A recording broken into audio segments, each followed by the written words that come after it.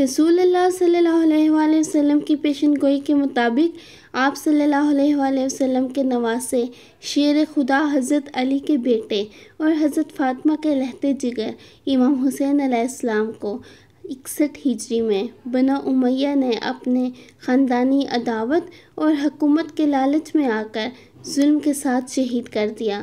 امام حسین اپنے 18 اہل بیت اور 72 ساتھیوں سمیت بڑی بے رحمی سے شہید کر دیے گئے۔ یہ اہل بیت اتحاد کی آزمائش کا پہلا باب تھا۔ دوسرا باب، آپ کی عورتیں اور بچوں کو شام کے بازار میں قیدی بنا کے لے جایا گیا۔ جب انہیں قیدی کر کے دربار یزید میں پہنچایا گیا، یہ تاریخ کا وہ لمحہ تھا جب ایک عورت کے خطبے نے جابر حکومت کے رونگٹے کھڑے کر دیے، اور اس خطبے نے جابر حکومت کے ایک ایک ستون کو گرا کر رکھ دیا۔ واقعہ کربلا کو بعد میں آنے والے حکمرانوں نے لوگوں کے ذہن سے مٹانے اور تاریخ کے اوراق سے مٹانے کی ہر ممکن کوشش کی، لیکن دربار یزید میں دیا گیا وہ خطبہ ہر آنے والے مسلمان اور محب اہل بیت کے دلوں میں زندہ رہا، اور کربلا کی یاد امت میں ہمیشہ زندہ رہی۔ دربار یزید میں لرزہ خیز خطبہ دینے والی عورت کا نام حضرت زینب علیہ السلام تھا۔ آپ علیہ السلام علی علیہ السلام کی بڑی بیٹی تھی۔ آپ کی ولادت 5 ہجری میں ہوئی۔ حضرت زینب علیہ السلام کو ثانیہ زہرا بھی کہا جاتا ہے۔ حضرت زینب علیہ السلام کربلا میں موجود تھی اور آل محمد صلی اللہ علیہ وآلہ وسلم کو اپنی آنکھوں سے ذبح ہوتا دیکھا تھا۔ گویا آپ واقعہ کربلا کی چشمدید گواہ تھی اور اس واقعہ کی اہم کردار بھی تھی۔ جب امام حسین علیہ السلام کو شہید کر دیا گیا تو ابن زیاد کے حکم سے یزیدی لشکر نے اہل بیت کے بچوں اور عورتوں کو قیدی بنا دیا، اور ان کے ہاتھ اور پاؤں میں زنجیر باندھ دی گئی اور انہیں شام لے جا کر یزید ابن معاویہ کے دربار میں پیش کیا گیا، اور تمام قیدیوں کو ایک کنارے پر کھڑا کر دیا گیا۔ جب یزید کے حکم پر امام حسین علیہ السلام کے کٹے ہوئے سر مبارک کو پیش کیا تو وہ لعنتی یزید اپنی چھڑی سے امام حسین علیہ السلام کے مبارک ہونٹوں کے ساتھ کھیلنے لگا۔ اس دردناک منظر کو دیکھ کر دربار میں موجود ایک صحابی رسول صلی اللہ علیہ وآلہ وسلم کے دل میں آگ لگ گئی اور فرمانے لگا کہ اے یزید، تو جن ہونٹوں پر چھڑی پھیر رہا ہے، میں نے اپنی آنکھوں سے پیغمبر رسول صلی اللہ علیہ وآلہ وسلم کو انہیں چومتے ہوئے دیکھا ہے۔ یزید کو بہت غصہ آیا اور وہ غصے میں چیخنے لگا اور اس نے انہیں اپنے دربار سے باہر نکال دیا۔ پھر یزید اہل بیت کی شان کے خلاف شعر پڑھنے لگا اور ان کی برائی کرنے لگا۔ آخرکار حضرت زینب علیہ السلام سے رہا نہ گیا۔ شیر خدا کی بیٹی پردے سے باہر آئیں اور اپنے والد حضرت علی علیہ السلام کی طرح ایسے داڑیں۔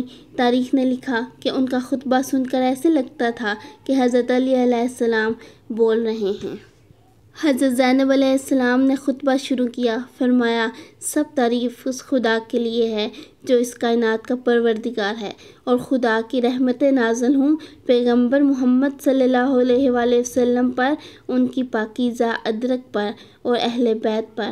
بالآخر ان لوگوں کا انجام برا ہے جنہوں نے اپنے دامن حیات کو برائیوں کی سیاہی سے داغدار کر کے اپنے خدا کی آیات کا مذاق اڑایا ہے۔ اے یزید، تو کیا سمجھتا ہے کہ تو نے ہم پر زمین کے گوشے اور آسمان کے کنارے تنگ کر دیے ہیں، اور رسول اللہ صلی اللہ علیہ وآلہ وسلم کے آل کو رسیوں اور زنجیروں میں جکڑ دینے سے تو خدا کے دربار میں سرفراز ہو گیا، اور ہم رسوا ہوئے ہیں؟ کیا تیرے خیال میں ہم مظلوم ہو کر ذلیل ہو گئے اور تو ظالم ہو کر سر بلند ہوا؟ تو کیا سمجھتا ہے کہ ہم پر ظلم کر کے تجھے خدا کی بارگاہ میں شان و مقام حاصل ہوگا؟ آج تو اپنی ظاہری خوشی میں مست ہے اور اپنے غالب ہونے پر اترا رہا ہے، اور ہم مسلمانوں کے حقوق سلب کر کے خوشی کا جشن منانے میں مشغول ہے۔ اپنی غلط سوچ پر مغرور نہ ہو اور ہوش کی سانس لے۔ کیا تو نے خدا کا یہ فرمان بھلا دیا ہے کہ حق کا انکار کرنے والا یہ نہ سمجھے کہ ہم انہیں مہلت دیتے ہیں، یہ ان کے حق میں بھلائی ہے، اور ہم انہیں مہلت اس لیے دیتے ہیں کہ وہ گناہ میں زیادتی کریں اور ان کے لیے خوار کرنے والا عذاب ہے۔ اے یزید، کیا یہ تیرا انصاف ہے کہ تو نے اپنی مستورات اور لونڈیوں کو چادر اور چار دیواری کا تحفظ فراہم کر کے پردے میں رکھا ہے، جبکہ رسول زادیوں کو سربرہنہ کر کے دربدر پھرا رہا ہے اور ان کی بے حرمتی کا مرتکب ہوا ہے؟ تیرے حکم پر عاشقان رسول زادیوں کو بے نقاب کر کے شہر شہر پھرایا ہے۔ اے یزید، یاد رکھ کہ خدا آل رسول صلی اللہ علیہ وسلم کا تجھ سے انتقام لے کر ان مظلوموں کا حق انہیں دلائے گا اور انہیں امن و سکون کی نعمت سے مالا مال کر لے گا۔ خدا کا فرمان ہے کہ جو لوگ اللہ کی راہ میں مارے گئے انہیں مردہ نہ سمجھو، بلکہ وہ زندہ ہیں اور اپنے رب کے ہاں سے رزق دیے جاتے ہیں۔ افسوس اس بات پر کہ تولے اور شیطان کے ہم نوا اور بدنام لوگوں نے رحمان کے سپاہیوں کو شہید کر ڈالا، اور ابھی تک اس شیطانی ٹولے کے ہاتھ سے ہمارے پاک خون کے قطرے ٹپک رہے ہیں۔